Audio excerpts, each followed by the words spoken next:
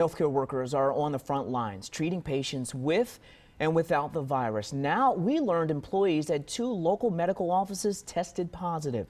One works at Charlotte Eye, Ear, Nose, and Throat in South Park. And at Ortho Carolina in Elizabeth, a second doctor has now tested positive. Channel 9's Deshaun Brown is looking at what the offices are doing to protect other staff and patients. This Charlotte Eye, Ear, Nose, and Throat office in the South Park area and Ortho Carolina Foot and Ankle in Elizabeth are both now dealing with a confirmed case of COVID-19 among its staff, and both offices are still open. In the South Park office, a spokesperson confirms the employee works in the eye department and hasn't been at work since March 25th. The practice sent this email to all its patients, and it says those who came into contact with the staffer will be contacted. At Ortho Carolina Foot and Ankle, a spokesperson confirmed a doctor tested positive over the weekend.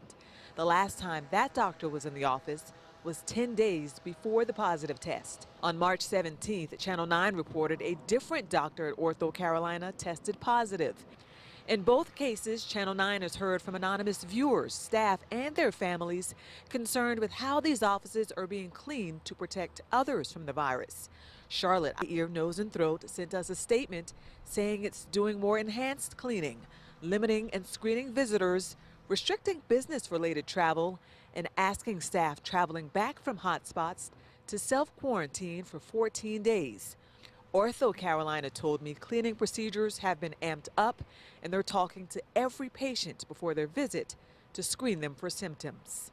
I also checked with the Department of Health and Human Services and asked what should someone do if they work in a workplace that has experienced a confirmed positive test and also have concerns for their safety. And I'm told you should at least report it to Human Resources and, if necessary, the Department of Labor. Back to you.